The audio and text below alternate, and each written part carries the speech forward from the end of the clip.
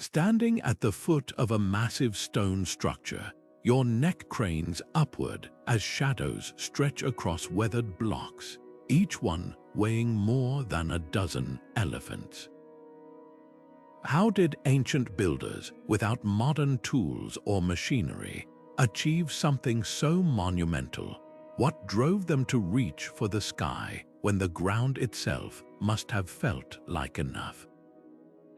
These aren't just buildings, they're silent witnesses to human ambition, puzzles carved in stone that challenge everything we think we know about the past. Welcome to a world where giants didn't just exist in myths, they left their mark in the very earth beneath our feet. From the pyramids of Giza, standing unshaken for thousands of years, to the mysterious monoliths of Puma Punku, cut with precision that defies explanation, oversized architecture isn't just about size. It's about the stories buried in mortar and rock, the why behind the how. Why would a civilization dedicate generations to stacking stones so high they touch the clouds? Was it to honor gods, to proclaim power, or to send a message across time itself? The answers are as layered as the structures, and they pull us into a mystery that's equal parts engineering, artistry, and sheer human will. This journey isn't just about marveling at the past, it's about stepping into the minds of those who imagined the impossible and then made it real. Picture the hands that shaped these stones, the voices that echoed through quarries and valleys, the collective breath of a people who believed in something greater than themselves. As we explore these wonders, from forgotten ruins to world-famous landmarks, we'll piece together the clues they left behind. The scale will astonish you, the reasoning will intrigue you, but the mystery, the lingering question of how they did it, will stay with you long after this video ends. So let's begin where all great stories do, at the foundation of something extraordinary. There's something primal in the human spirit that compels us to build beyond necessity, to reach higher, stretch wider, and leave marks so grand they defy time itself.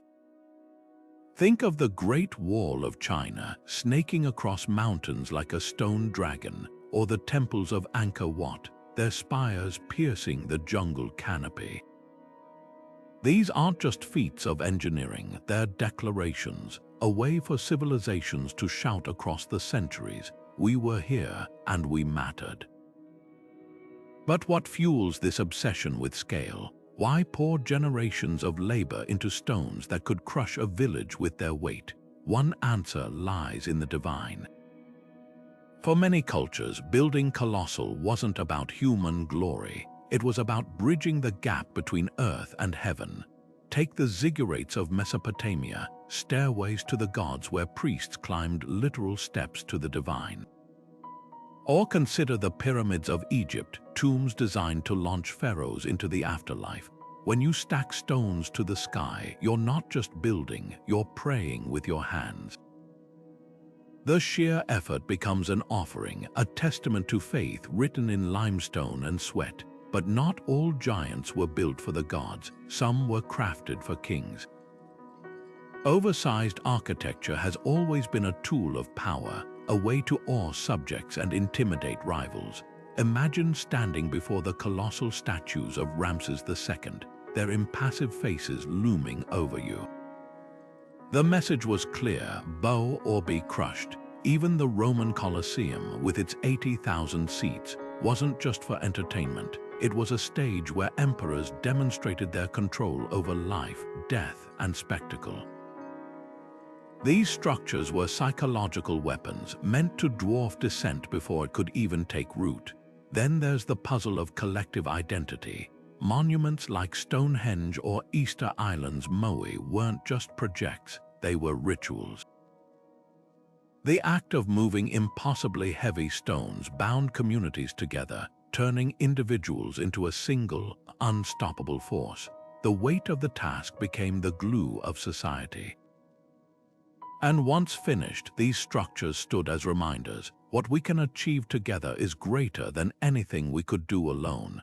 Yet beneath all these reasons hums a quieter truth. Perhaps we build big simply because we can.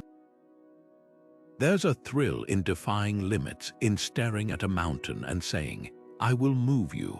Whether to honor gods, flaunt power, or unite a people, these colossal creations are mirrors.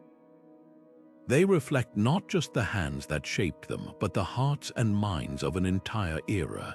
And that's the real magic, when stone becomes story, and the past reaches out to grip us by the collar. Imagine trying to drag a stone heavier than 5 pickup trucks across miles of uneven terrain using nothing but ropes, logs, and human muscle. That was the daily reality for ancient builders who created monuments that still baffle us today. The secrets behind these engineering marvels aren't lost to history. They're etched into the very tools and techniques these cultures left behind. Take the pyramids of Giza. Workers didn't just haul 2.5-ton blocks up steep slopes. They likely used a combination of sledges, wet sand to reduce friction, and zigzagging ramps that grew with the structure itself. Recent experiments show that pouring water in front of a sled can cut the pulling force needed by half, turning back-breaking labor into manageable teamwork. But ramps were just the beginning. At Stonehenge, the mystery deepens. How did Neolithic builders transport bluestones weighing up to 4 tons all the way from Wales, over 150 miles away? Some theories suggest they might have rolled the stones on wooden tracks or even floated them on rafts along rivers and coastlines. Then there's the precision of the moai on Easter Island. These towering statues, some standing over 30 feet tall, were carved from volcanic rock miles from their final resting places.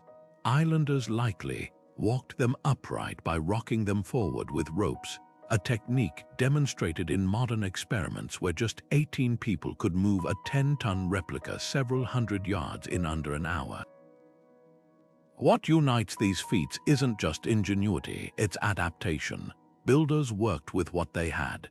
In Peru, the Inca shaped massive stone blocks with nothing but harder stones and patient abrasion, fitting them together so tightly you still can't slip a credit card between the seams. In Mesopotamia, mud bricks were reinforced with reeds to create towering ziggurats that withstood earthquakes.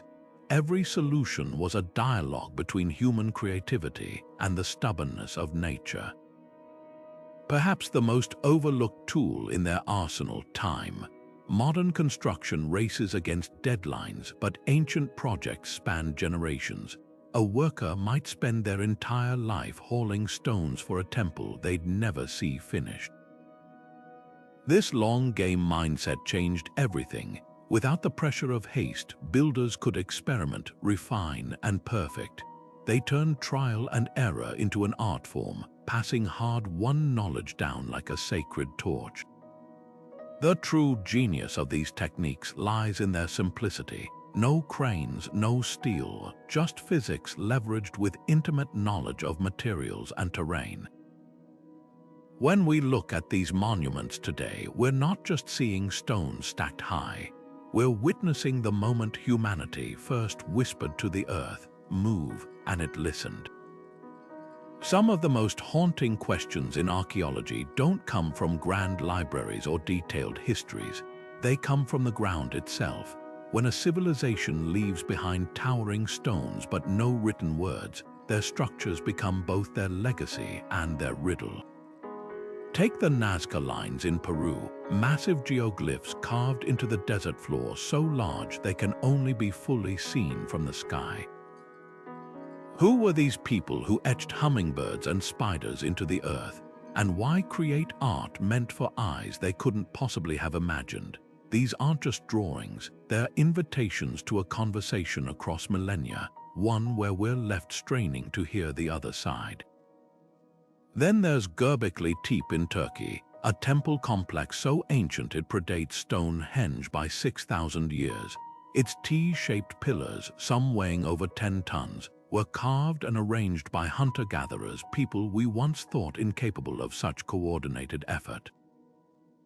The site forces us to rewrite history. Maybe it wasn't agriculture that first brought humans together, but the urge to build something greater than themselves.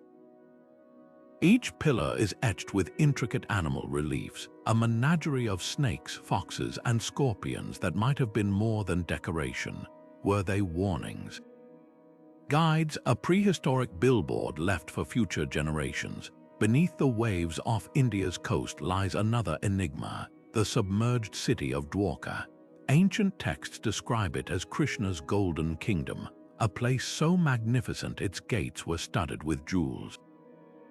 Today, divers find stone anchors and walls half buried in sand, remnants of a port city that may have sunk beneath rising seas thousands of years ago. The scale of its structures suggests a society advanced enough to master maritime trade and urban planning, yet their story survives only in fragments. What ties these sites together isn't just their size, it's their silence. Without written records, archaeologists become detectives, piecing together clues from tool marks, soil layers, and the alignment of stones with celestial bodies. A broken pottery shard near Göbekli Tepe might hint at ritual feasts. The placement of Nazca lines could map underground water sources. Even the choice of materials speaks volumes, the way certain stones resonate when struck, or how their surfaces catch the light at solstice dawns. These civilizations may have left no dictionaries, but their architecture is a language. The way a wall curves, the precision of a right angle, the strategic weight distribution of a megalith, each detail is a word waiting to be read. And perhaps that's the most humbling truth of all. Greatness isn't measured by what survives in ink, but by what endures in stone. When the last spoken word of a culture has faded, its monuments keep whispering. Long before cranes dotted skylines, myths wove tales of builders who could move mountains literally. The Tower of Babel wasn't just a story about pride. It was humanity's first skyscraper, a ziggurat so tall it threatened to breach heaven itself.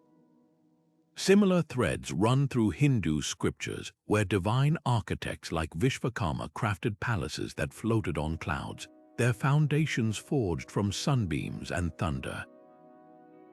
These aren't just fanciful legends, they're echoes of a universal human experience, the awe of confronting something too colossal to comprehend. When faced with ruins like Baalbek's 1,000-ton foundation stones or the precision-cut walls of Sacsayhuaman, it's no wonder ancient storytellers reached for supernatural explanations. Consider the Greek Cyclopes, those one-eyed giants said to have built Mycenae's towering walls with boulders no mortal could lift. Modern archaeologists once dismissed this as pure fantasy until they studied the masonry. The stones fit together so perfectly with such irregular shapes that later cultures couldn't fathom humans achieving it. The Cyclopean label stuck, a testament to how easily extraordinary craftsmanship slips into myth. Even the Bible's Nephilim, those enigmatic giants of old, might encode distant memories of encountering megalithic ruins. When the Book of Numbers describes Canaan's fortified cities with walls reaching to the sky, could it be a scribe's attempt to explain the crumbling remains of Bronze Age citadels? The pattern repeats across continents. Polynesian legends speak of the Menehune, a diminutive but supernaturally strong people who built fish ponds and roads in a single night. In reality, these may reflect ancestral memories of early Hawaiian engineers whose terraced aqueducts still function today. Meanwhile, Native American oral histories describe a race of stone-shaping giants who constructed California's mysterious Coral Castle, a site modern researchers now attribute to ingenious Latvian immigrant Edward Līdzkalnis, though his exact methods remain debated. Every culture, it seems, has its version of the same question. How did they do what we cannot? Perhaps most intriguing are the Vedic texts of India, which describe vimanas, flying machines used by gods to transport massive stone blocks. While this sounds like pure mythology, it's eerily reminiscent of how modern engineers might tackle moving megaliths today. Coincidence, or could these stories preserve garbled accounts of lost technologies? The Jain temples of Ranakpur, with their 1,400 exquisitely carved pillars, each uniquely designed, suggest a level of planning that still staggers architects. Small wonder local lore attributes them to divine intervention. What unites these myths isn't just scale, it's the human need to explain the unexplainable. When oral traditions describe giants stacking stones or gods hurling thunderbolts to shape mountains, they're doing what we still do today, filling gaps in understanding with the best tools available. For them, it was magic and monsters. For us, it's physics and engineering, but the underlying wonder remains unchanged. These stories are more than fairy tales. They're the first attempts at archaeology, a way to make sense of the impossible staring back from the landscape. And that's the real magic, not in the answers they provide, but in the questions they keep alive across centuries. The night sky wasn't just a canvas of stars for ancient builders, it was a blueprint. When the summer solstice sun pierces the heart of Stonehenge's stone circle, or the winter solstice light slithers down the steps of El Castillo at Chichen Itza, we're witnessing more than coincidence. These are deliberate acts of architecture intersecting with astronomy, precision-engineered moments where stone and sky shake hands. The pyramids of Giza don't just point north, they align with uncanny accuracy to true north, their sides matching the cardinal directions with an error margin of just 1/15 of a degree. How, without compasses or satellites, builders may have used the stars themselves, tracking the rotation of circumpolar constellations like the Big Dipper to find their bearings. But celestial alignment wasn't just about practicality, it was poetry. At Newgrange in Ireland, a 5,000-year-old tomb funnels the sunrise into its deepest chamber for just 17 minutes each winter solstice, flooding the darkness with golden light. This wasn't merely a calendar marking the year's rebirth, it was a spiritual spectacle, a moment when the boundary between the living and the dead grew thin. Similarly, the Intihuatana stone at Machu Picchu, often called the hitching post of the sun, casts no shadow at noon during the equinoxes. The Inca didn't just observe the sun's path, they pinned it in place, ritually ensuring its return. The most haunting examples blur the line between science and sacrament. Cambodia's Angkor Wat, the largest religious monument on Earth, is laid out as a mirror of the constellation Draco. During the spring equinox, the sun rises directly over its central tower, a phenomenon that would have marked the start of the Khmer New Year. Meanwhile, the Great Zimbabwe's conical tower aligns with the rising of the Pleiades, signaling the start of the agricultural season. These weren't passive observations, they were active conversations with the cosmos where architecture became the vocabulary. Why go to such lengths? For cultures that saw gods in the stars and ancestors in the planets, aligning structures to celestial events was akin to building a telephone to the divine. The Maya's Caracol Observatory at Chichen Itza, with its narrow windows framing Venus at key points in its cycle, likely guided rituals tied to warfare and fertility. The Egyptian temple of Abu Simbel was positioned so that twice a year, sunlight would reach 65 meters into its depths to illuminate statues of Ramses II and the god Amun, but leave the god of darkness, Ptah, forever in shadow. Every alignment was a coded message, a way to harness celestial power or appease unseen forces. Yet the sophistication raises questions. How did the builders of Mnajdra Temple in Malta, 5,000 years ago, carve doorways that frame the equinox sunrise with laser-like precision? Why does the entire layout of Teotihuacan's Avenue of the Dead mirror the Milky Way? Some argue these feats required lost technologies or outside influence, but the truth may be simpler and more profound. Generations of naked eye observation, passed down knowledge, and painstaking trial and error could achieve astonishing accuracy. A stick planted in the ground, a notch on a horizon, a lifetime spent watching shadows lengthen and shorten, these were the tools that mapped the heavens onto the earth. What's undeniable is the intimacy these cultures had with the sky. They didn't just look up, they listened. When we stand at these sites today, we're not just seeing clever engineering, we're glimpsing a worldview where the universe wasn't out there, but right here, woven into the very stones beneath our feet. The stars didn't just guide them, they spoke, and in these silent, towering monuments, we can still hear the echoes of that conversation. Cutting through dense jungle or hauling slabs across scorching deserts, ancient builders didn't just use whatever rock was nearby, they embarked on epic quests for the perfect stone.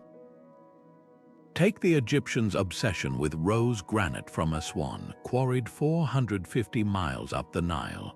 This wasn't just a practical choice. The stone's pink hue symbolized the dawn sun, making it sacred to solar deities like Ra.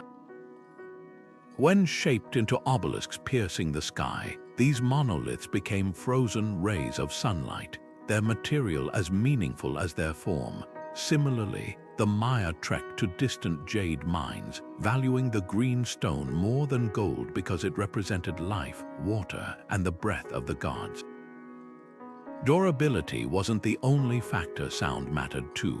The andesite blocks of Tiwanaku in Bolivia were chosen not just for their strength, but for their resonance. Struck with a mallet, they ring like bells, suggesting rituals where architecture literally sang.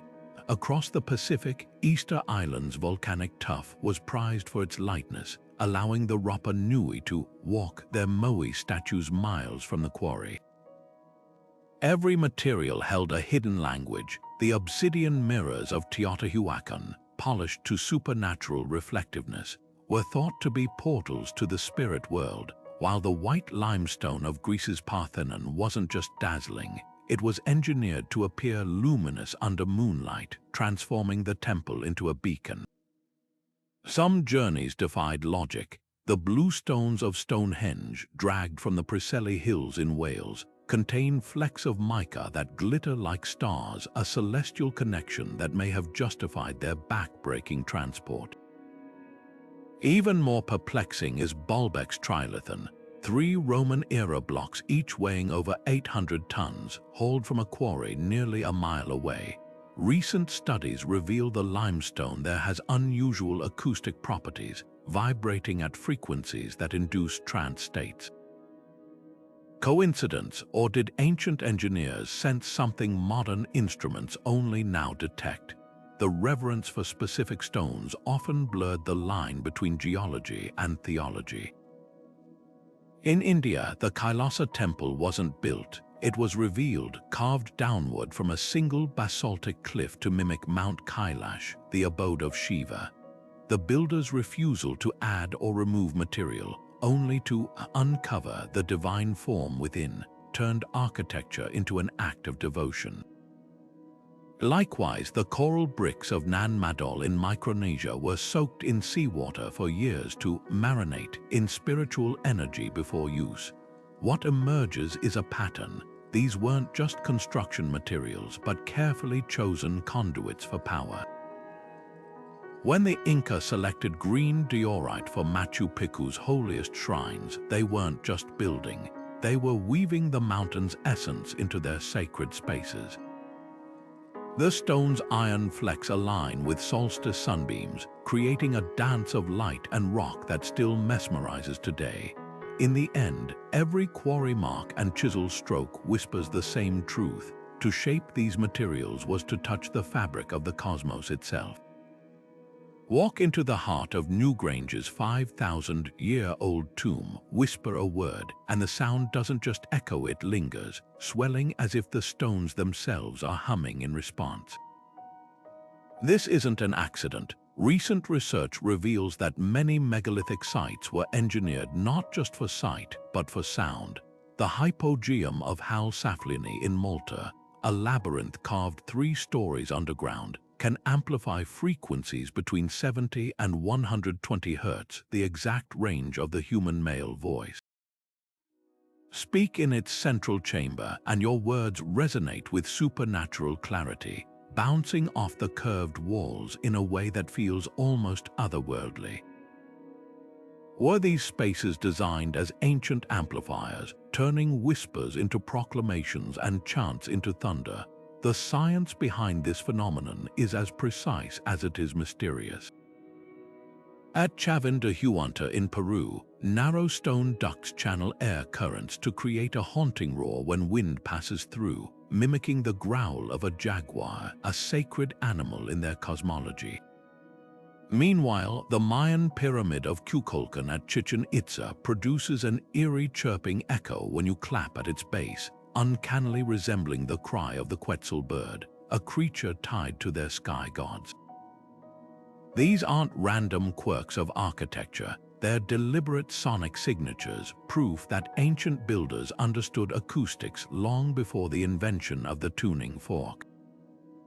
But why? One theory points to ritual. In cultures where sound was believed to bridge the earthly and divine, resonance chambers might have been spiritual tools. The Oracle of Delphi famously inhaled ethylene gas from fissures in the earth to enter a trance. Could the hypogeum's frequencies have induced similar altered states? Experiments show that prolonged exposure to certain low-frequency sounds can trigger feelings of awe or even visions, suggesting these spaces weren't just for listening but for transcending. Then there's the practical angle. Some researchers propose that acoustic properties aided long-distance communication. The stepped wells of India, like Chand Bayori, amplify footsteps and voices across their 13 stories, turning them into natural public address systems. In a world without microphones, designing structures that carried sound could have been revolutionary. Imagine priests directing crowds or leaders issuing commands without ever raising their voices. Yet the most tantalizing clue lies in the materials themselves. The blue stones of Stonehenge, when struck, produce a metallic clang unlike local sandstone. Was this ringing rock deliberately transported for its sonic properties? Similarly, the andesite blocks at Tiwanaku vibrate at frequencies known to affect brainwave patterns. It's as if these cultures didn't just build with stone, they composed with it, crafting symphonies in solid rock where every pillar and passage was an instrument waiting to be played. The deeper we listen, the clearer it becomes. These weren't silent monuments, they were alive with sound, designed to sing, shout, or summon. Whether calling to the gods or uniting a community, the architects of the ancient world didn't just want us to see their work, they wanted us to hear it. And if we press our ears to the stones today, we might just catch the faintest echo of what they were trying to say. The chisel marks on ancient stones tell more than just engineering secrets. They whisper the stories of the hands that made them. When we stare up at the Great Pyramid's 2 million blocks, each weighing as much as a car, the question isn't just how, but who. For decades, popular imagination painted these builders as slaves, lashed under the whips of tyrants. But the truth, etched into worker villages and payroll records, is far more complex. At Giza, archaeologists uncovered bones bearing signs of healed fractures, evidence of medical care unheard of for enslaved populations. Nearby bakeries produced enough bread to feed thousands, and hieroglyphs list teams with names like Friends of Khufu or Drunkards of Menkora, suggesting camaraderie, not coercion. These weren't shackled laborers, they were skilled workers, likely paid in grain, beer, and tax exemptions, their labor a seasonal duty when Nile floods made farming impossible. Compare this to Rome's aqueducts, where the workforce was a mosaic of free citizens, military engineers, and yes, enslaved people. the difference lies in purpose. While pharaohs framed pyramid building as a sacred duty to the gods, Roman emperors used public works to pacify restless populations. The Colosseum's construction employed tens of thousands, mixing convicts hauling stone with artisans carving marble, all under the watch of soldiers. Yet even here, pay stubs found at Pompeii reveal skilled stonemasons earned wages comparable to doctors, their expertise valued as highly as their muscle. Then there's the mystery of communal efforts. Easter Island's moai, some towering 30 feet tall, were moved by clans competing not under threat but for prestige. Oral traditions describe walking the statues in rhythmic pulls, a ritual that bound the community together. Similarly, medieval cathedrals rose over centuries through collective effort, farmers donating a day's labor between harvests, guilds sponsoring stained glass as acts of devotion. The Shotter's Basilica's foundation stones bear thousands of tiny scratches, thought to be the marks of pilgrims who carried rubble as penance. What emerges is a tapestry of motivations. Some cultures built to honor deities, others to display power, and many simply to survive. The Inca's mita system required citizens to contribute labor as a form of tax, but workers were feasted with chicha beer and coca leaves, turning construction into a festival.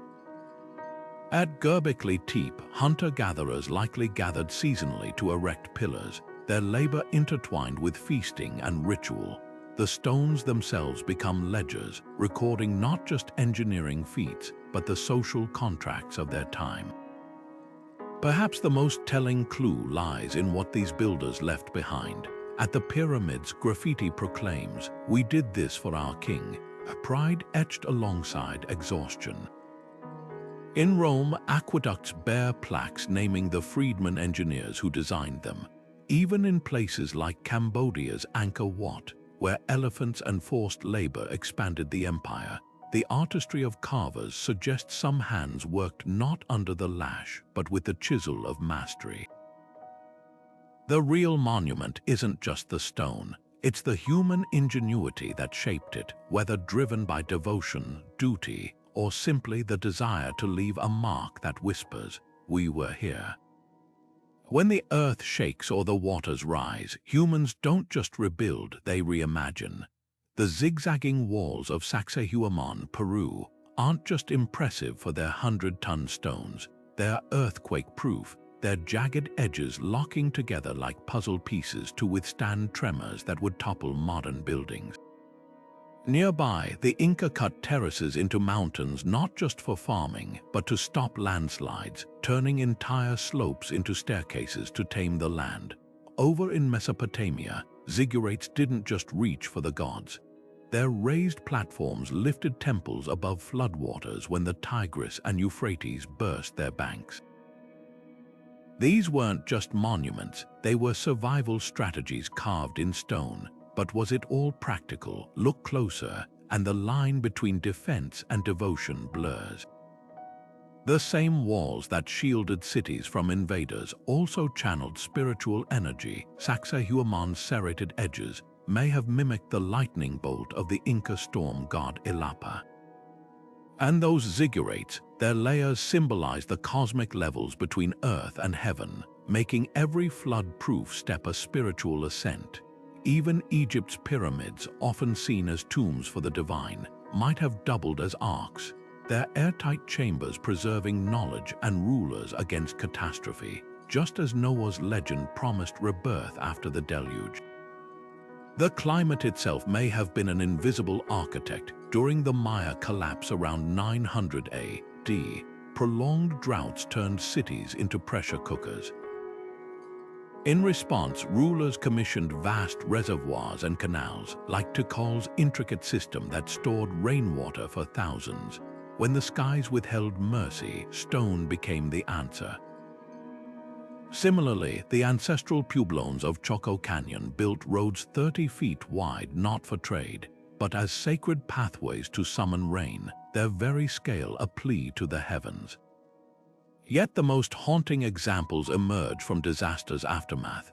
After the volcanic eruption that buried Thera around 1600 B.C., Minoan engineers on Crete constructed multi-story buildings with light wells and shock-absorbing foundations, an ancient blueprint for disaster resilience.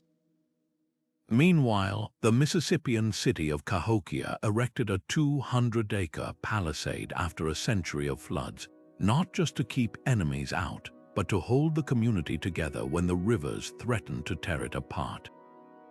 What unites these structures isn't just their size, but their duality. They were shields and prayers, bunkers and altars. When nature flexed its power, humans didn't just hide. They built taller, wider, deeper, as if to say, "We see your chaos and we answer with order." The stones remember what written histories often forget, that fear and faith can lay the same foundations, and sometimes the mightiest walls are those that hold back both armies and apocalypses. Standing at the heart of Teotihuacan, the Avenue of the Dead stretches like a celestial runway, its buildings aligned not just to the sun, but to the Pleiades star cluster. This isn't urban planning, it's skywriting in stone. Across the world, from Java's Borobudur to Cambodia's Angkor Wat, oversized architecture often hides a secret. It's not just built for humans, but as a mirror to the cosmos. The pyramids of Giza don't just point north. Their layout mirrors Orion's belt, with the Nile playing the role of the Milky Way. These aren't coincidences, they're deliberate acts of celestial mimicry, turning landscapes into star maps and temples into portals. Take Borobudur, the world's largest Buddhist temple. Its 9 stacked terraces form a 3-dimensional mandala, a cosmic diagram meant to guide pilgrims through layers of spiritual awakening. Every step upward mirrors the journey from earthly illusion to enlightenment, with statues and reliefs positioned so precisely that shadows at dawn trace the path of wisdom. Similarly, the Hindu temple of Angkor Wat isn't just a shrine, it's a miniature universe. Its concentric galleries represent the cosmic oceans and mountain ranges of Hindu cosmology, while the central tower symbolizes Mount Meru, the axis of the world. Walk its corridors and you're traversing the fabric of creation itself. But why go to such lengths? For these cultures, aligning architecture with the heavens wasn't about aesthetics, it was about resonance. The Maya believed their cities were echoes of the celestial realm, with pyramids like Tikal's Temple Roman IV, positioned to capture the energy of Venus at its zenith. In Egypt, the pyramid's air shafts align with specific stars, threading the pharaoh's soul into the eternal dance of the night sky. Even the Nazca lines, those sprawling desert glyphs, may have served as terrestrial constellations, their animal shapes mirroring star patterns used to mark seasonal cycles. The most profound examples blur the line between science and spirituality. At Newgrange, Ireland's 5,000-year-old tomb channels the winter solstice sunrise into its chamber like a laser, flooding the darkness with light for precisely 17 minutes. This wasn't just a calendar, it was a rebirth ritual where the sun's rays were thought to carry the souls of the dead into the afterlife. Meanwhile, at Machu Picchu, the Torreon Temple's window frames the June solstice sunrise, illuminating a ritual stone where Inca priests likely tethered the sun to prevent it from disappearing forever. What emerges is a pattern. These monuments weren't just observing the cosmos, they were conversing with it. The Great Zimbabwe's conical tower aligns with the rising of the Pleiades, signaling the start of planting season, while Turkey's Göbekli Tepe's pillars are carved with animals that match constellations visible 11,000 years ago. Every alignment, every proportion was a language spoken in stone and shadow, a way to harness celestial rhythms or appease divine forces. Perhaps the most startling revelation is how universal this practice was.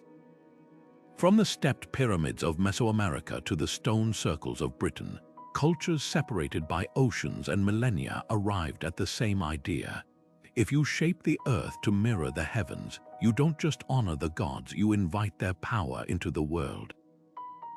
The stones themselves become conduits, vibrating with meanings we're only beginning to decode. And when we stand in these spaces today, we're not just tourists or scholars, we're eavesdropping on an ancient dialogue between earth and sky, one that's been unfolding since the first stone was laid.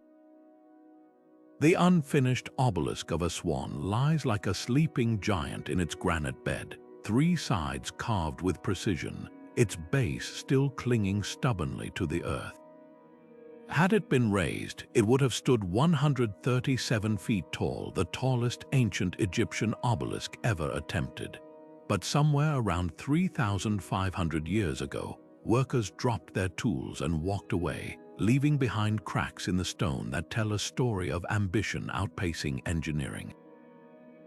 This isn't an isolated case. Across the globe, from the jungles of Cambodia to the plains of North America, half-finished colossi whisper the same haunting question. Why would a society pour generations of labor into stone only to abandon it? Theories swirl like desert winds around these sites.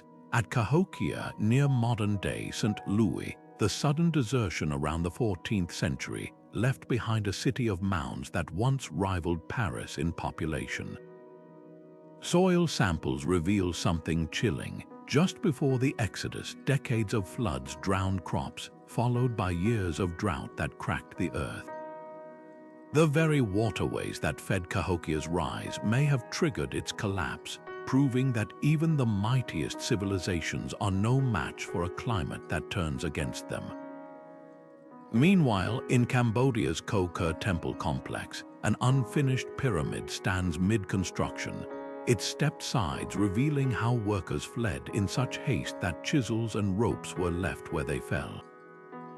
Here, the culprit may have been war. Inscriptions speak of a king who relocated his court abruptly, diverting resources to defend his crumbling empire.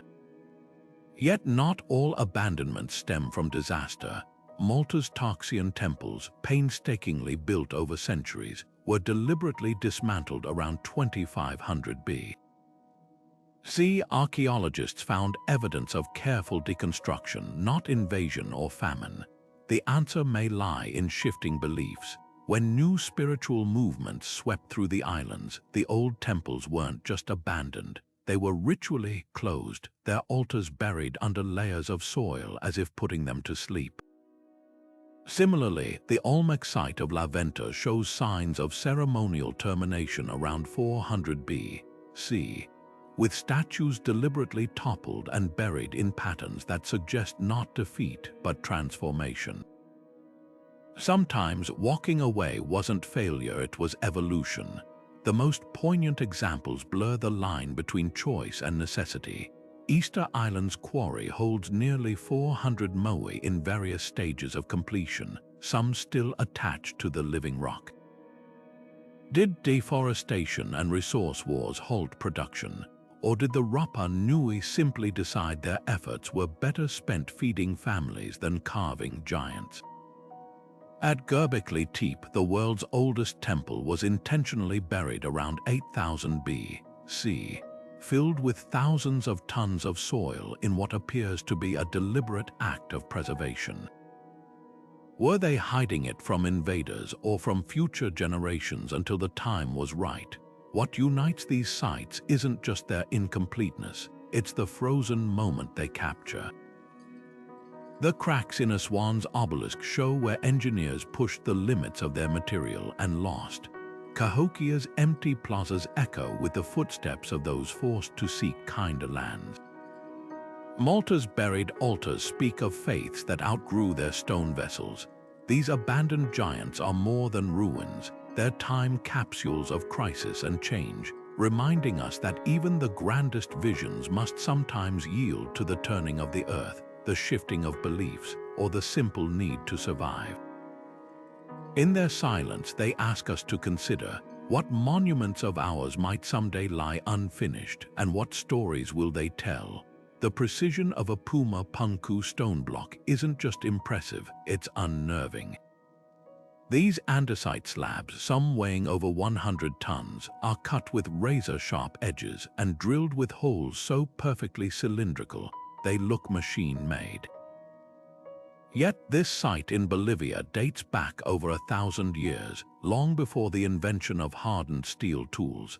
How? The answer lies in the ingenuity of ancient craftsmen who turned simple materials into precision instruments. At Puma Punku, workers likely used sand mixed with water as an abrasive, slowly grinding grooves with copper tools that, when paired with patience, could slice through stone like a modern diamond saw. Those mysterious H-shaped blocks weren't just stacked, they were interlocked with unseen tabs and slots, a modular building system so advanced it wouldn't be out of place in today's architecture. Now shift to Cusco, Peru, where Inca walls defy earthquakes with stones that fit together like a jigsaw puzzle. The secret isn't just in the cutting, but in the shaping. Builders used a technique called ashlar masonry, where each block was painstakingly hammered with harder stones until it matched its neighbor perfectly. No mortar needed, the friction alone holds these walls together, some surviving tremors that flattened modern buildings. Recent laser scans reveal something astonishing. The slightest convex curve on each stone's surface creates tension that actually strengthens the structure during seismic shifts. This isn't guesswork, it's physics mastered through generations of trial and error. But could some feats require explanations beyond traditional tools? The granite boxes in Egypt's Serapeum of Saqqara, each weighing up to 100 tons, have inner corners cut at perfect 90-degree angles, a near impossible feat without some form of mechanical guidance. While mainstream archaeology attributes this to copper saws and abrasive powders, alternative researchers point to the Baghdad battery or references in Hindu texts to Vimanas, suggesting forgotten technologies. The truth may lie somewhere in between. Ancient cultures certainly had access to knowledge we've since rediscovered, like the use of sound waves to soften stone, a technique still employed by some modern sculptors. What's undeniable is the evidence staring back from these stones. The drill cores from Egypt's unfinished obelisks show spiral grooves with consistent pitch, indicating a tool that rotated at fixed speeds, something far beyond a hand-powered bow drill. Meanwhile, the basalt statues of Rapa Nui bear tool marks suggesting their creators used a slicing method, possibly with obsidian blades, to carve figures that took on almost fluid forms. These weren't primitive attempts, they were masterclasses in material science where artisans understood their medium intimately, exploiting its weaknesses and strengths with the precision of a surgeon. The real myth isn't that ancient builders lacked sophistication, it's that we assume progress moves in a straight line. When a storm uncovered Japan's Yonaguni monument, its step terraces and right angles sparked debates, natural formation or lost civilization. Either answer challenges our timelines. Perhaps the most humbling lesson is this: our ancestors didn't need silicon chips or steel alloys to achieve the extraordinary. They had something equally powerful: keen observation, relentless experimentation, and the wisdom to listen when the stones themselves whispered how they wanted to be shaped. Water wasn't just a necessity, it was the lifeblood of civilizations, and their grandest structures often flowed with it, quite literally. Step into Chand Bayori in Rajasthan, India, and you're face to face with a 13-story deep stepwell. It's 3,500 perfectly symmetrical stairs descending into the earth like a geometric mirage. But this wasn't just a water source, it was a masterpiece of hydraulic engineering. The steps, arranged in a precise zigzag, slowed evaporation in the scorching heat while creating microclimates where locals could gather in cooler air at the well's base. Nearby, the Rani Kai Vav stepwell takes it further. Its walls are carved with over 500 sculptures of deities, turning the act of drawing water into a sacred pilgrimage. These weren't utilitarian projects, they were celebrations of water's divine power, where every drop was a gift from the gods. Half a world away, the Nabateans carved Petra's rose-red cliffs into a desert oasis, channeling scarce rainfall through a network of terracotta pipes and cisterns so efficient they could sustain 30,000 people. The treasury's iconic facade hides a secret. Its upper tiers funnel rainwater into hidden reservoirs, while channels cut into the street pavements directed runoff to orchards below. This wasn't just survival, it was alchemy, turning barren rock into fertile land. Even more astonishing is Cambodia's Angkor Wat, where a moat wider than 3 football fields wasn't merely defensive. It acted as a massive stabilizer, balancing the water table to prevent the temple's sandstone foundations from shifting during monsoon floods and dry seasons. The entire city was a hydrological clock, with canals acting as calendar markers for planting and harvest.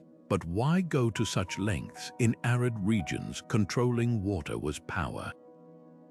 The Assyrian king Sennacherib didn't just build palaces, he constructed a 50-mile-long aqueduct to irrigate Nineveh's gardens, boasting in inscriptions that he made the desert roar like the ocean.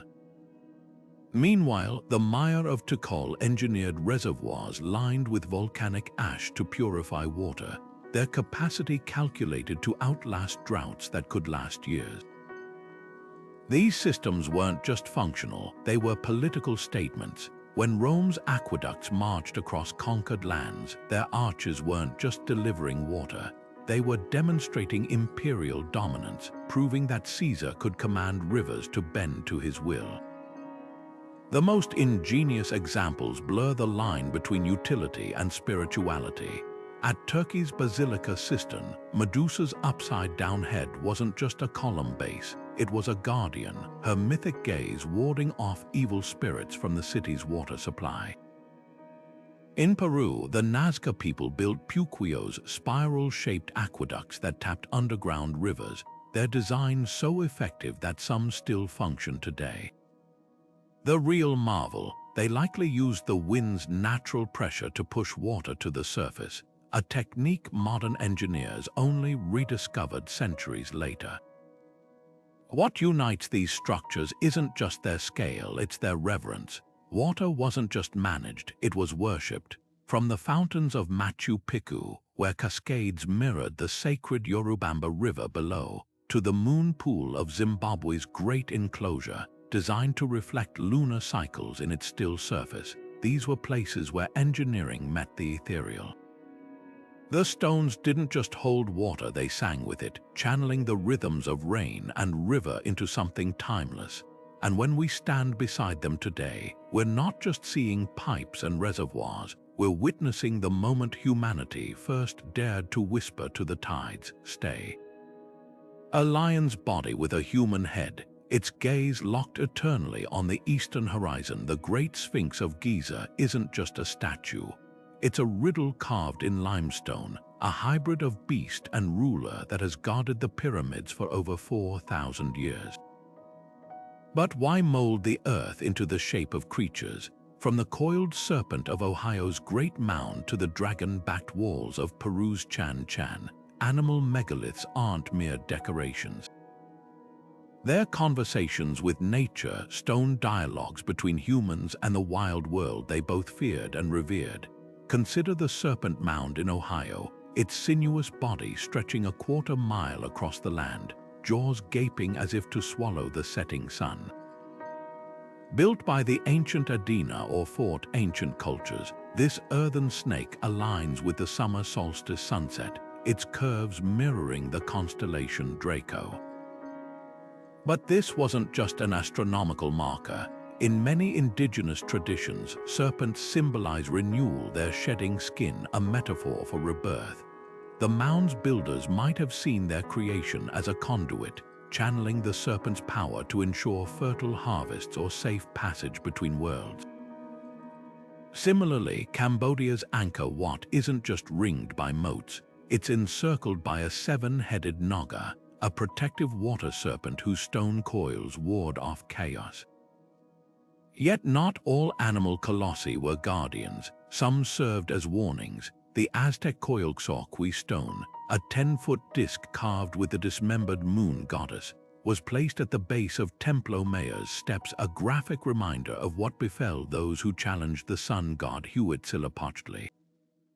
Meanwhile, the Maya city of Capon is flanked by macaw sculptures, their beaks agape in eternal screeches. These weren't just tributes to tropical birds. Macaws were sacred emblems of the sun's fiery journey, their stone counterparts acting as solar sentinels.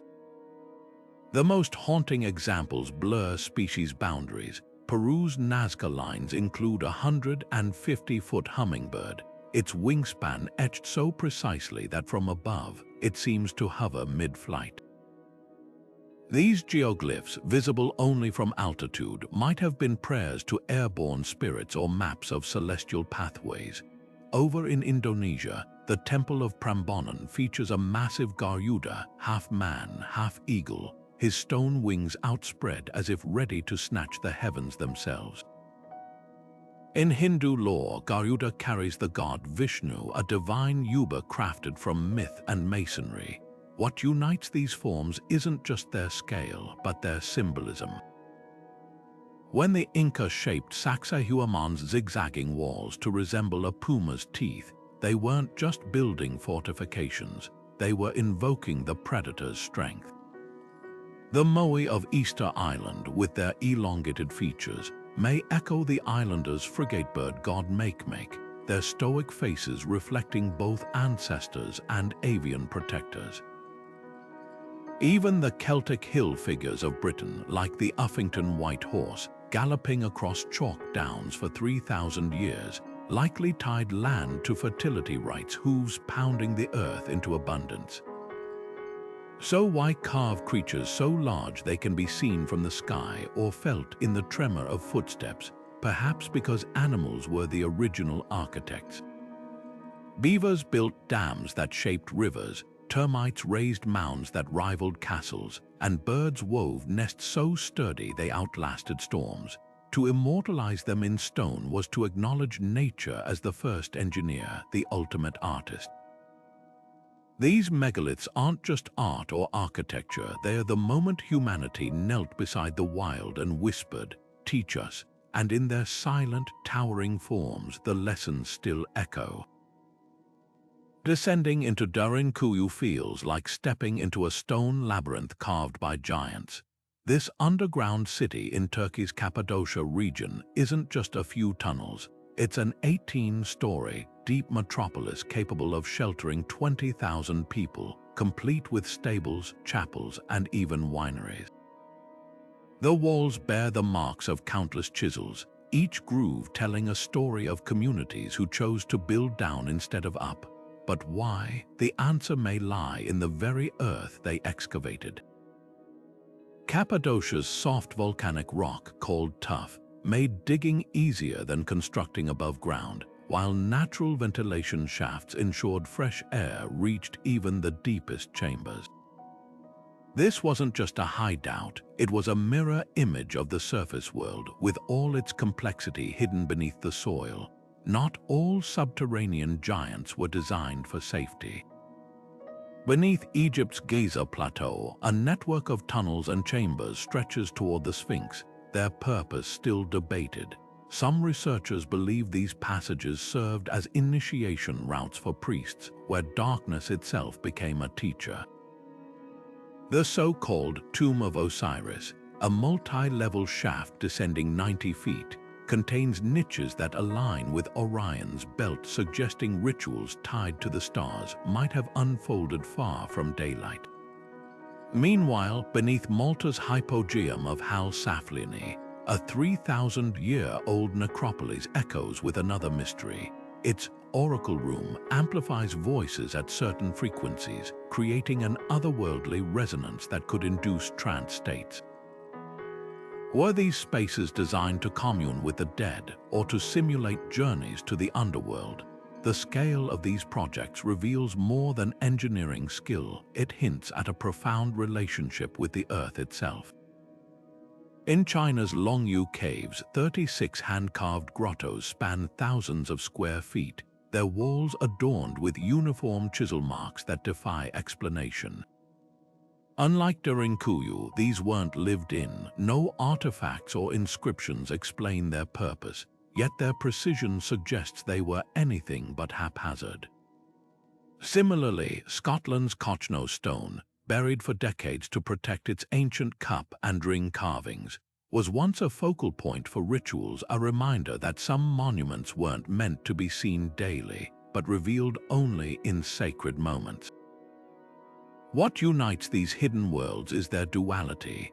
They were both practical and mystical, offering shelter from invaders while serving as portals to the unknown. When Rome's catacombs wound beneath the city, they housed both the dead and clandestine Christian congregations, turning burial sites into sanctuaries of faith.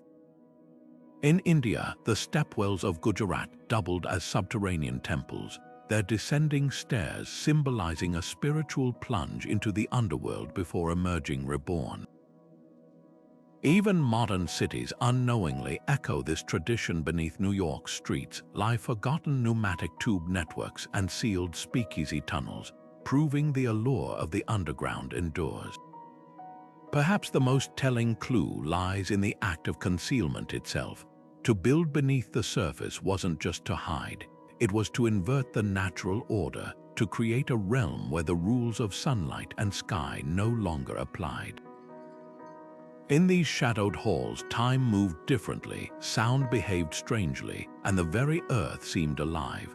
When we explore them today, we're not just uncovering lost spaces, we're rediscovering a forgotten language of architecture that speaks not in towers and spires, but in whispers and echoes.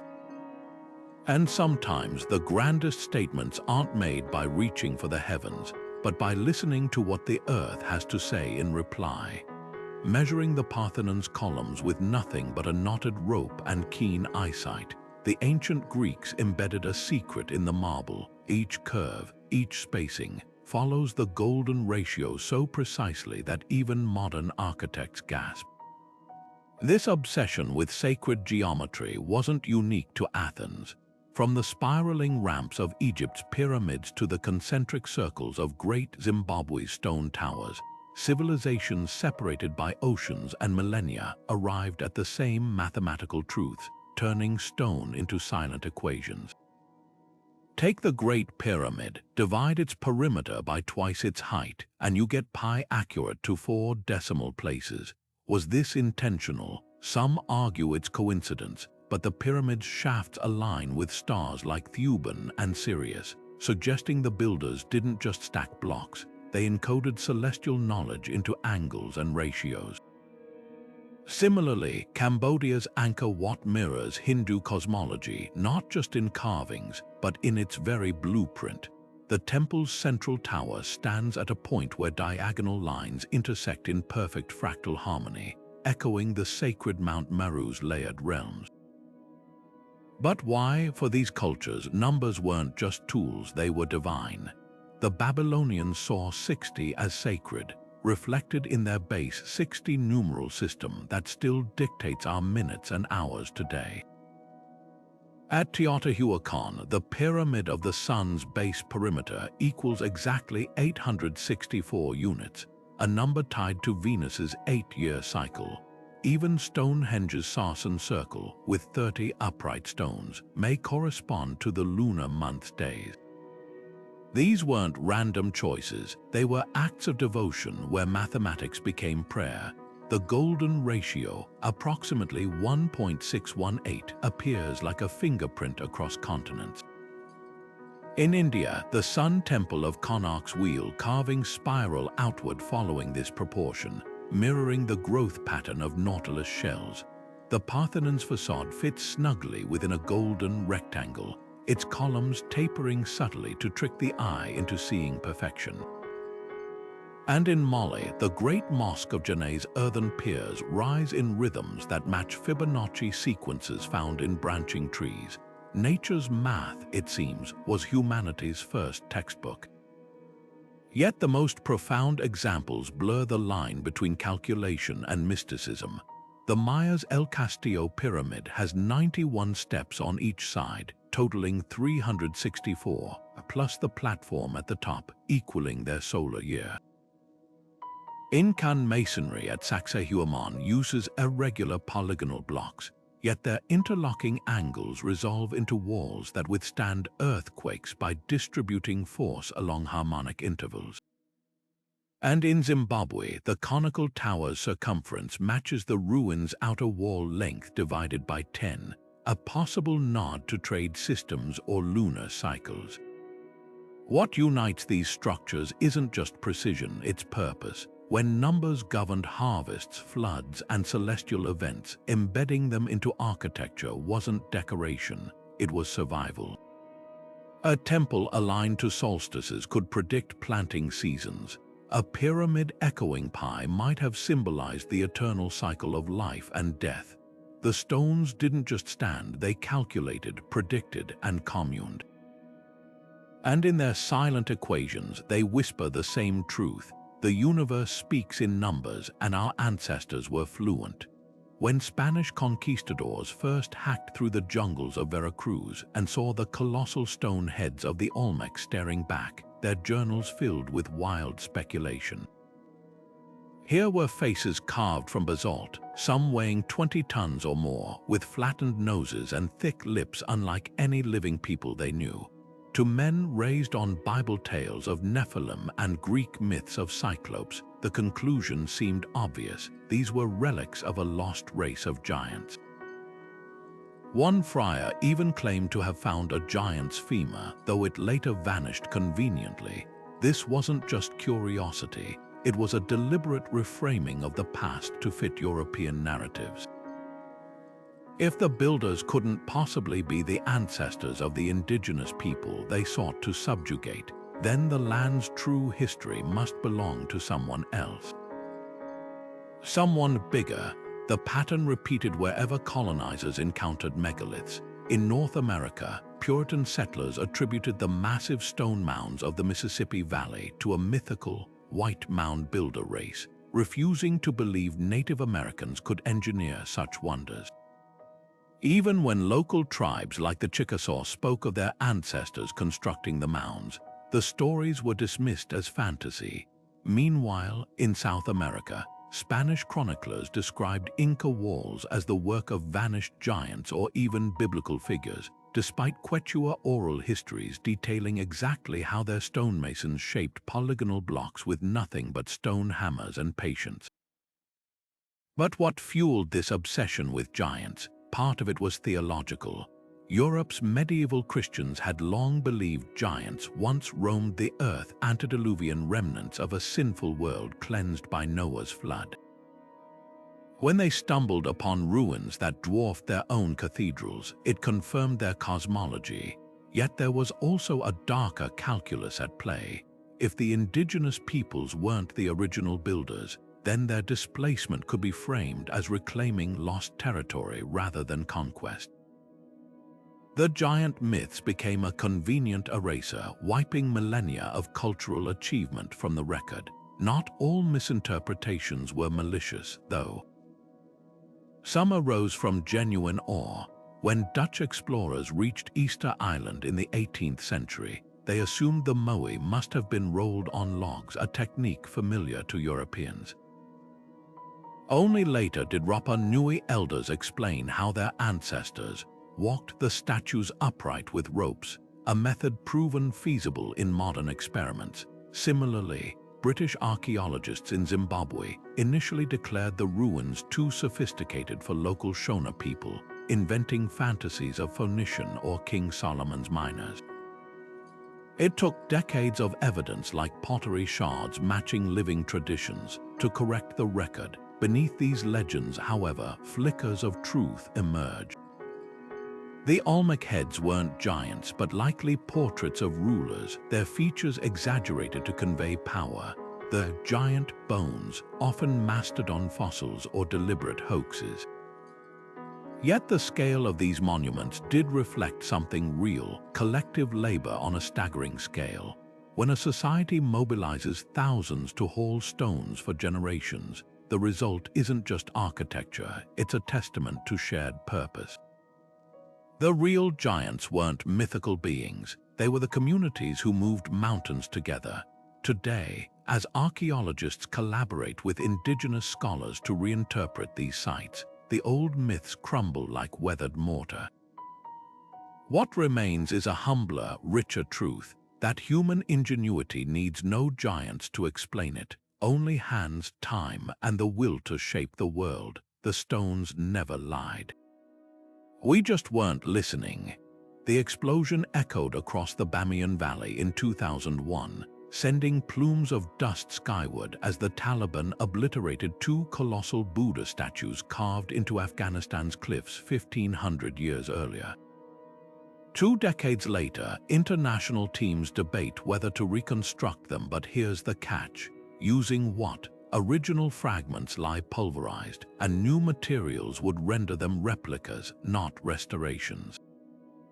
This dilemma isn't unique. At Cambodia's Angkor Wat, teams grapple with invasive vegetation whose roots both destabilize and hold together ancient stones, creating a paradox.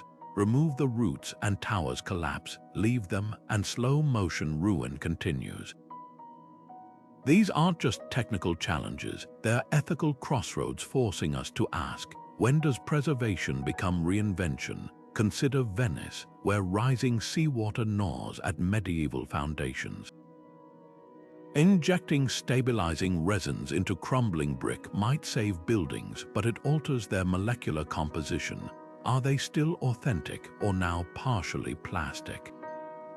Meanwhile, Japan's approach at Heimeji Castle offers a middle path.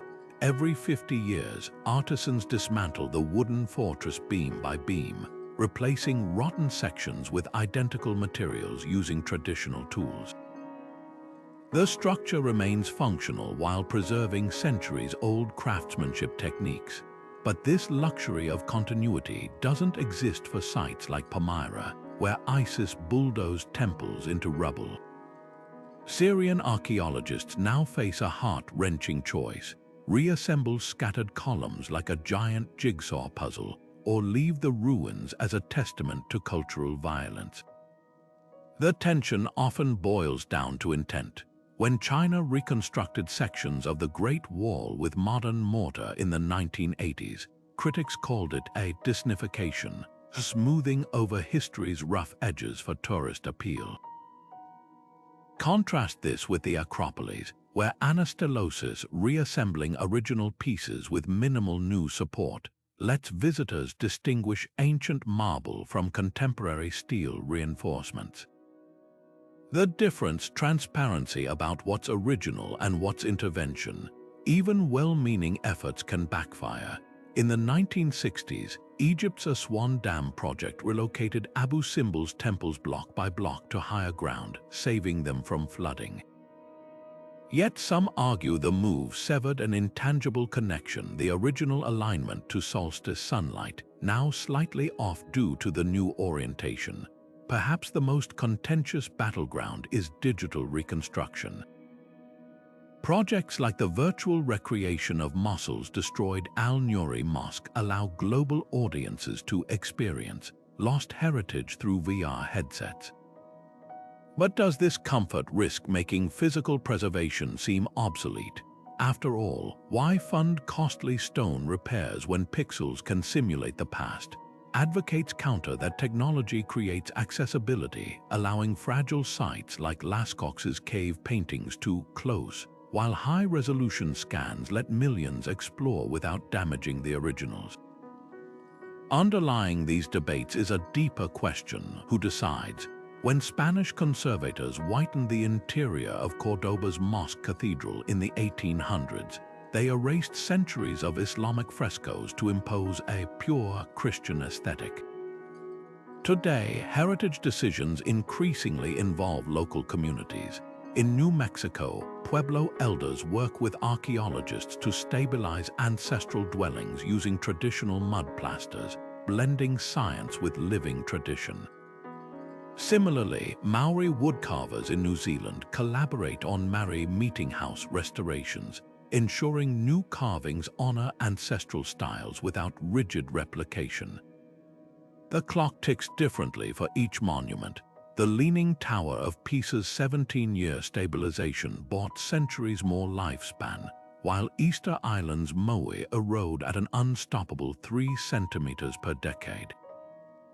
Perhaps the answer isn't blanket rules, but humility, recognizing that every intervention, no matter how careful, rewrites history slightly. These giants weren't meant to last forever. They were built by people who understood impermanence. Our urge to freeze them in time says more about our own fears of disappearance than their creators' intentions. Maybe true preservation isn't about stopping decay, but learning to listen to the stones as they crumble, to the communities who cherish them, and to the quiet truth that even giants must eventually return to the earth. The Burj Khalifa's needle-like silhouette piercing the Dubai skyline at 2,722 feet might seem worlds apart from the mythical Tower of Babel, but the impulse that raised them is eerily familiar. Both are monuments to human audacity, stone and steel declarations that ask, how high can we go? The parallels run deeper than scale. Just as ancient Babylon's tower was said to unite humanity under a single language, the Burj's construction brought together 12,000 workers from over 100 countries, speaking dozens of tongues, a modern Babel where cranes replaced brickwork and hard hats stood in for clay.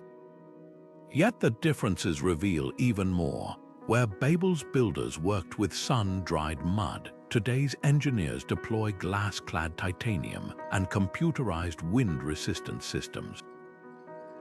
The materials evolved, but the heartbeat beneath them, that remains unchanged. Look closer, and you'll find megalithic thinking alive in every continent.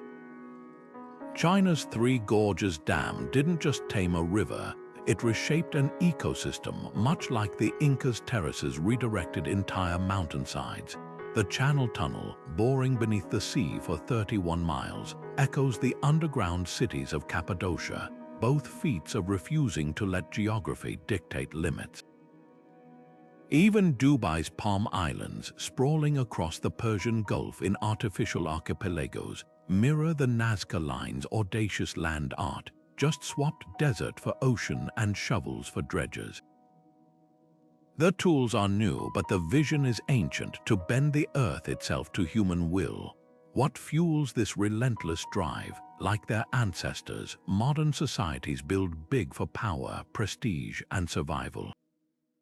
Skyscrapers compete for airspace like Mayan pyramids once vied for celestial alignment. Each new height record a corporate coronation. Dams and seawalls defend against climate chaos, just as Mohenjo-Daro's raised platforms thwarted Indus River floods. Yet there's a crucial shift. Where ancient builders invoked gods, today's blueprints cite GDP. The Great Wall fortified an empire. Texas border wall divides one. Sacred geometry gave way to cost-benefit analyses, though the hunger to leave enduring marks persists. Perhaps the most telling difference lies in time. The pyramids took generations. The Burj Khalifa rose in just 6 years. Ancient architects planned for eternity, while modern ones often build with obsolescence in mind. Glass towers replaced as swiftly as smartphones.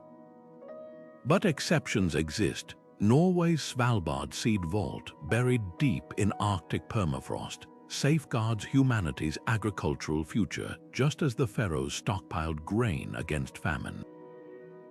And when engineers designed Tokyo's earthquake-proof skyscrapers, they borrowed principles from Inca masonry, proving some ancient solutions still outshine supercomputers. The true legacy of megalithic thinking isn't in the stones we stack, but the questions we keep asking. Can we build higher, dig deeper, last longer? The answers change, but the yearning doesn't. Whether with chisels or CD software, we're still that same species that looks at a mountain and says, move. And when the next age studies our ruins, glass shards, and steel skeletons, they'll hear the same whisper: we were here, and like those before us, we reached. In 1869, workers digging a well in Cardiff, New York, struck something strange: a 10-foot-tall petrified man, his features frozen in eternal repose. Newspapers declared it a biblical giant, crowds flocked to see the marvel, and even scholars debated its authenticity. That is, until the truth emerged: the Cardiff giant was a hoax, carved from gypsum by a tobacconist named George Hull, who wanted to mock religious fundamentalists. It wasn't just a prank gone viral, it was a preview of how easily the public could be seduced by the idea of giants, and how quickly myth could eclipse facts. Fast forward to the 20th century, and the pattern repeats with even grander claims. When Erich von Däniken's Chariots of the Gods hit shelves in 1968, it transformed ancient sites into cosmic blueprints, arguing that extraterrestrials gifted primitive humans with advanced technology. The pyramids, alien landing pads, the Nazca lines, runways for spacecraft. Never mind that archaeologists had documented the painstaking methods of Egyptian quarry workers or the Incas' mastery of stone. These theories offered something more thrilling: a shortcut to wonder, where every unexplained detail became proof of otherworldly intervention.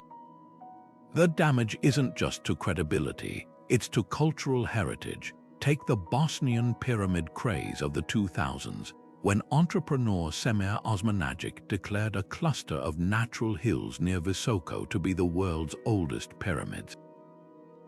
Despite geologists debunking the claims, the site became a tourist magnet, with unauthorized excavations damaging genuine medieval artifacts. Locals were torn between pride in the attention and frustration, as their real history was overshadowed by spectacle.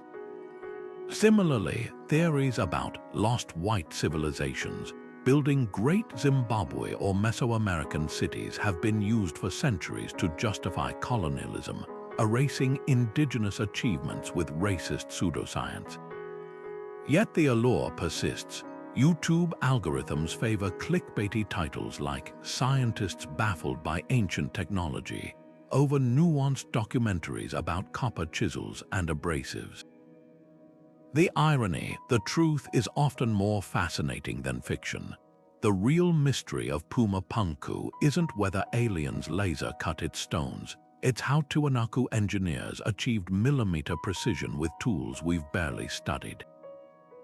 The wonder of Easter Island isn't in imagined telekinesis, but in the Rapa Nui's ingenuity in walking Moai across miles of rugged terrain.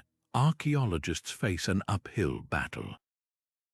When a 2018 study proposed that Stonehenge's bluestones were transported on sledges greased with pig fat, it barely made headlines, but a fringe theory about Merlin magically levitating the stones. That went viral. The lesson is clear: people crave narratives that defy mundane explanation, even when the mundane is miraculous.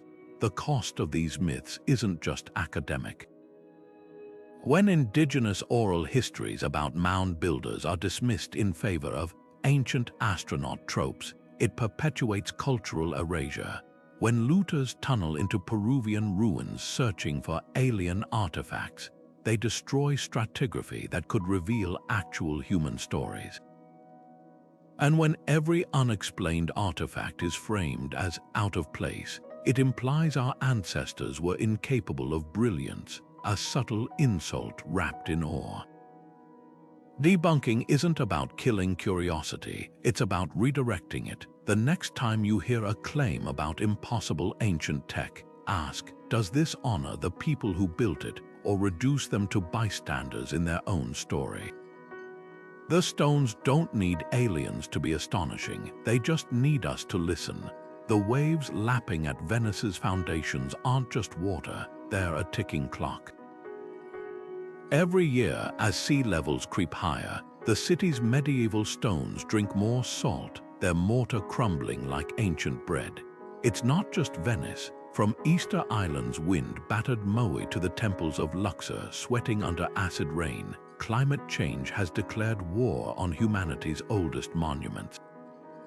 The irony is cruel. Structures that survived millennia of wars and invasions now face an enemy no wall can stop. But in laboratories and archaeological sites, a quiet revolution is brewing, one that blends cutting-edge science with age-old wisdom to defend these giants against time itself. Take the Moai, their stoic faces slowly dissolving under torrential rains that grow fiercer each year. Traditionalists argue for minimal intervention, letting nature take its course as it has for centuries. But a bold new approach is testing invisible shields, nanotech coatings derived from volcanic rock that repel water without altering the statue's appearance. Similar treatments are being piloted at Cambodia's Angkor Wat, where hydrogel injections stabilize sandstone pores against monsoons, like giving the stones a vaccine against erosion. Yet every solution sparks debate. When Norwegian scientists proposed spraying the Viking-era stave churches with a synthetic resin to combat wood rot, purists recoiled, asking, at what point does preservation become plastic surgery? The stakes skyrocket with rising tides. Alexandria's underwater ruins, once protected by the Mediterranean's calm embrace, now face corrosive sewage runoff and stronger currents. Marine archaeologists are deploying smart reefs, a 3D-printed concrete structures modeled after natural coral, to redirect currents away from fragile columns. Meanwhile, in Bangladesh, the ancient city of Panom Nagar battles floods that submerge its Mughal-era mansions for months each year. Engineers have devised an audacious fix, elevating entire buildings on hydraulic jacks, a modern twist on the stilt houses local communities have used for centuries. But not all threats come from nature. The very air we breathe is turning against these monuments. Delhi's Qutub Minar, a 12th century tower of red sandstone, is slowly being eaten alive by smog. Conservationists have wrapped its intricate carvings in geotextile, bandages, soaked with alkaline solutions to neutralize acid rain, a temporary fix that requires constant monitoring. In Athens, the Parthenon's marble is under siege by sulfur dioxide, prompting a radical experiment, seeding the surrounding hills with lichen species that absorb pollutants like living air filters. Ethical dilemmas lurk behind every innovation. Should we equip the Great Wall with drainage systems that alter its silhouette? Is it right to genetically modify bacteria to eat salt crusts off Petra's rose-red facades? Some argue these interventions create open-air museums, not authentic relics. Others counter that survival demands adaptation. After all, the pyramids were once gleaming white, their limestone casings stripped by later builders. The past was never static. Why should preservation be? Perhaps the most profound shift isn't technological but philosophical. Indigenous groups from Australia to Arizona are reclaiming stewardship of ancestral sites, blending laser scans with traditional knowledge. The Gunditjmara people in Victoria use controlled burns to protect ancient eel traps from wildfires, a practice dismissed as primitive a century ago, now hailed as climate-smart conservation. Similarly, Rapa Nui elders are reviving the art of walking Moai to safer ground using ancestral rope techniques, proving sometimes the best tools are the ones time already tested. As the planet warms, these monuments have become more than relics, they're litmus tests of our priorities. Saving them won't just require smarter science, but humbler questions. What are we really preserving? The stones themselves or the stories they carry? The answer might determine whether future generations will walk among giants or only read about them in books. The massive stones at Baalbek's Trilithon don't just defy logic, they mock it. Each block weighs over 800 tons, the equivalent of 3 fully loaded Boeing 747 jets, yet they're stacked with precision that would challenge modern cranes. How did Roman engineers or whoever came before them move these behemoths without machinery? Mainstream archaeologists point to ingenious combinations of ramps, ropes, and manpower, but even they admit the logistics strain credibility. Enter the theorists who argue for lost high technology, ancient civilizations wielding knowledge we've yet to rediscover. While it's tempting to dismiss this as fringe fantasy, certain details give even skeptics pause. Take the precision of Puma Punku's andesite blocks, cut with geometric perfection that seems to demand machine tools. The surfaces are so smooth, so unnaturally flat, that some researchers insist only diamond-tipped saws could achieve such finishes. Yet no such tools have been found in the archaeological record. Then there's the mystery of the granite boxes in Egypt's Serapeum, their interiors hollowed out with corners sharp enough to slice paper, a feat that would require advanced drill bits and stabilizing equipment. Even more puzzling are the vitrified stone surfaces at sites like Sacsayhuamon, where sections appear melted, as if exposed to extreme heat. Could these be traces of some forgotten energy source, or simply the result of ancient metallurgical experiments gone awry? The debate often hinges on interpretation. When mainstream scholars examine these anomalies, they see human ingenuity pushed to its limits, not alien intervention. For instance, the Egyptians might have used copper saws with abrasive sand to cut granite, a painstaking but plausible method demonstrated in modern experiments. The vitrified stones, possibly the aftermath of ritual fires or lightning strikes, but alternative researchers counter with questions that linger like shadows. Why do some ancient texts like the Hindu Vedas describe Vimana's flying machines in terms that eerily resemble advanced aircraft? Why do certain megalithic structures align with celestial events with accuracy that would require telescopes or mathematical frameworks we don't credit these cultures with possessing? The danger lies in extremes. Dismissing all anomalies as hoaxes or coincidence ignores genuine puzzles, while attributing every mystery to ancient astronauts robs past societies of their own brilliance. The truth likely lies in the gray areas. Consider the Antikythera mechanism, a 2,000-year-old Greek device once labeled impossible, until researchers realized it was an analog computer for predicting astronomical positions. Its existence proves that ancient peoples could achieve sophistication beyond what we've assumed. Similarly, the Baghdad battery, though likely a storage vessel, hints at experimentation with electricity long before its official discovery. What if the real lost technology isn't anti-gravity or lasers, but something subtler? Techniques like acoustic levitation, where sound waves manipulate objects, are documented in Tibetan and Egyptian legends. Experiments show certain frequencies can reduce friction or even make sand form geometric patterns phenomena that might explain how massive stones were floated into place. Or perhaps the secret was biological, enzymes or plant extracts that temporarily softened stone, allowing it to be molded like clay, a method still used by some indigenous stonemasons today. The allure of these theories isn't just about solving puzzles, it's about humility. Every time we assume our ancestors were primitive, we risk underestimating them. The pyramids, the moai, the Cyclopean walls, these weren't built by people waiting for alien handouts. They were the work of cultures that observed, experimented, and innovated with the resources they had. Whether through forgotten physics, collective labor, or sheer stubbornness, they achieved what we're still struggling to replicate. The stones don't need extraterrestrial explanations to be awe-inspiring. They just need us to stop assuming we're the first to wonder how they got there.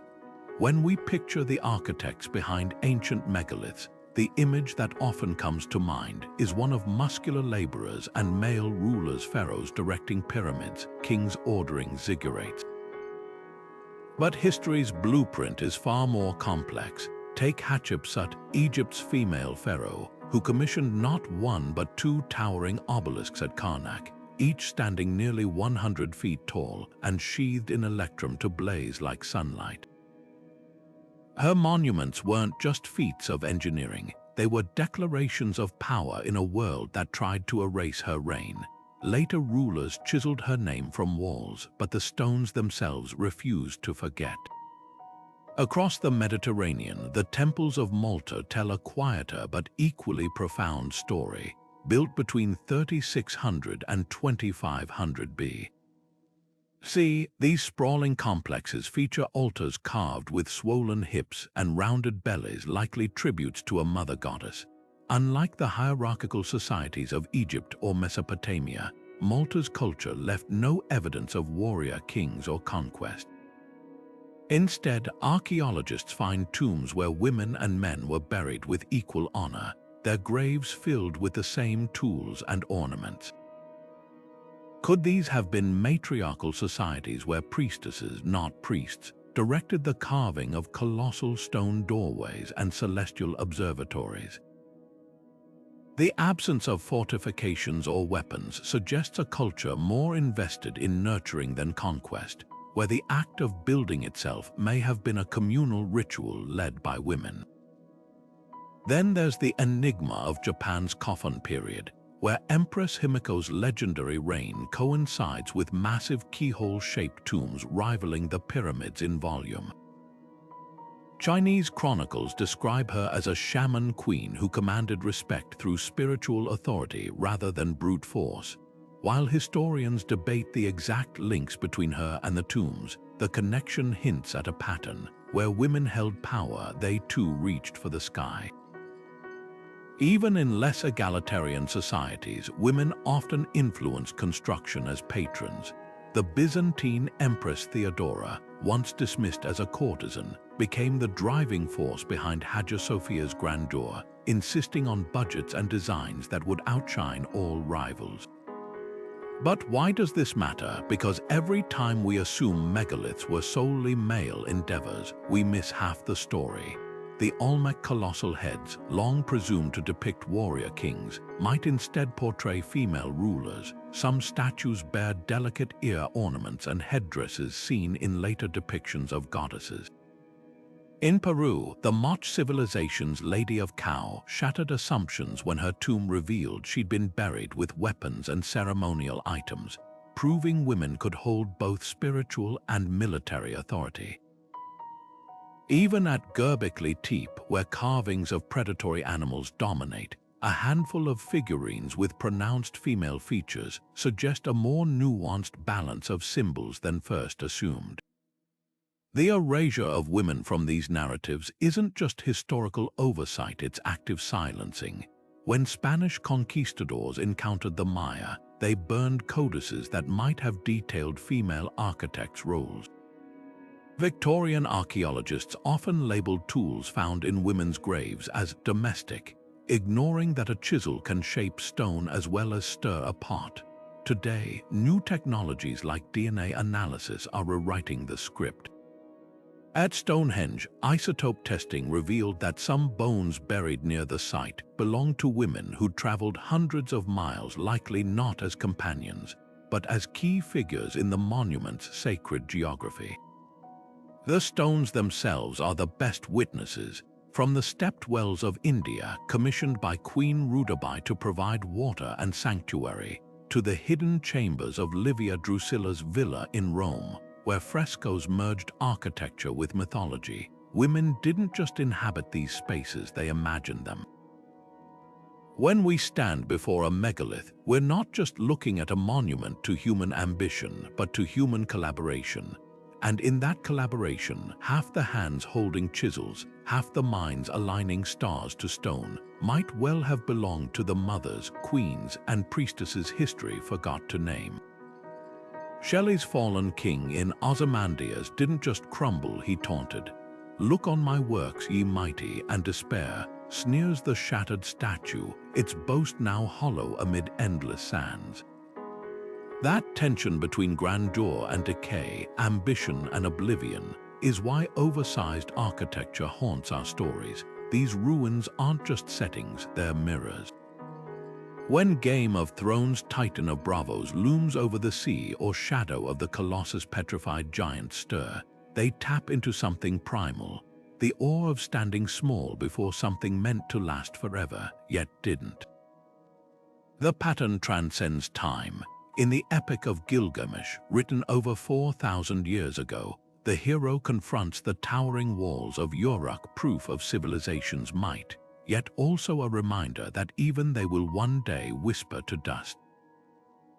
Medieval poets spun tales of Camelot's soaring spires, their collapse mirroring Arthur's doomed ideals. Fast forward to modern sci-fi, and the trope evolves. The buried starships of Dune, the derelict ringworld of Larry Niven, all echoing the same question.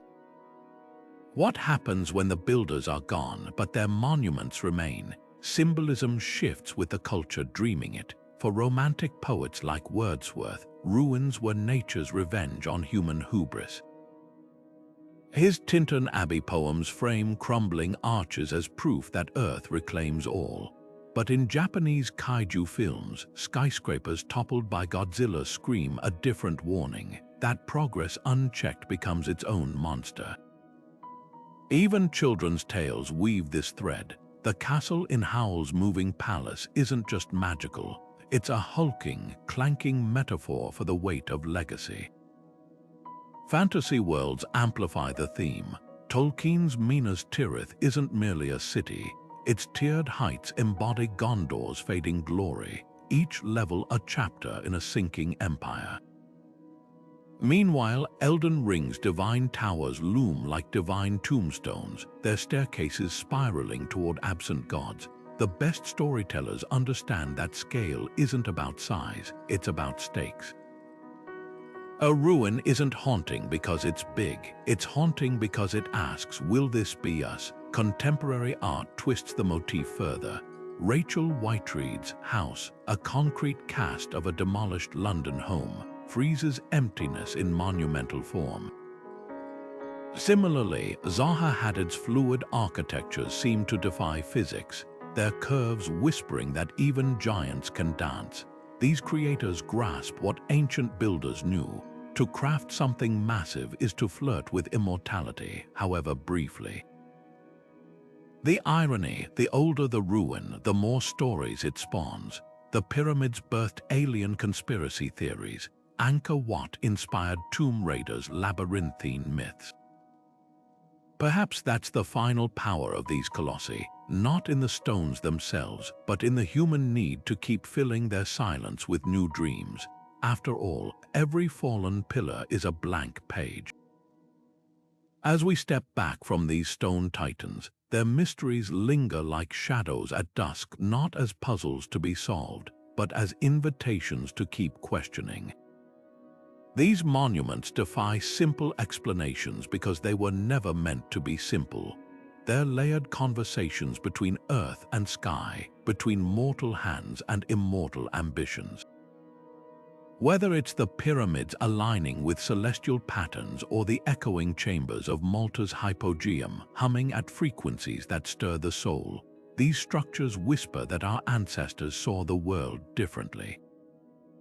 They measured time in star cycles, mapped power in stone, and wove their beliefs into the very geometry of their cities. What's most humbling isn't the scale, it's the intimacy. The fingerprints left in the mortar of Teotihuacan, the chisel marks on Easter Island's unfinished moai, the worn steps of Chand Bayori where generations descended to draw water, these are the quiet counterpoints to the grandeur. They remind us that giants weren't built by gods or aliens, but by calloused hands and collective wills. The real marvel isn't how they lifted the stones, but why they bothered. Was it to touch the divine, to outlast time, or simply to prove that something so impossible could be done? And perhaps that's the greatest lesson these colossi teach. History isn't a straight line from primitive to advanced. The precision of Puma Punku's cuts rivals modern machining, while the acoustic genius of ancient temples surpasses many contemporary concert halls. Progress isn't a ladder, it's a spiral where knowledge is lost as often as it's gained. These ruins challenge our arrogance, asking us to consider what of our own world might one day baffle future archaeologists. Will they sift through silicon chips and wonder how we managed without crystalline energy grids? Or stare at crumbling freeways and assume we worshipped motion? So as the screen fades and these giants retreat into memory, take a moment to look around. The urge to build beyond ourselves hasn't vanished, it's just traded limestone for steel, solstice alignments for satellite arrays. The next time you pass a skyscraper or cross a bridge, remember, you're walking the same path as those ancient dreamers. The materials change, but the heartbeat beneath them, that remains. Now it's your turn. Which of these wonders speaks to you most? Is it the haunting solitude of Petra, carved into rose-red cliffs, or the mathematical perfection of the Parthenon's curves? Drop your thoughts below, and if you've ever stood before one of these giants, tell us how it felt to breathe their air. Don't forget to hit subscribe. Our next adventure into the shadows of history is already waiting. Until then, keep looking up and down and always, always beyond.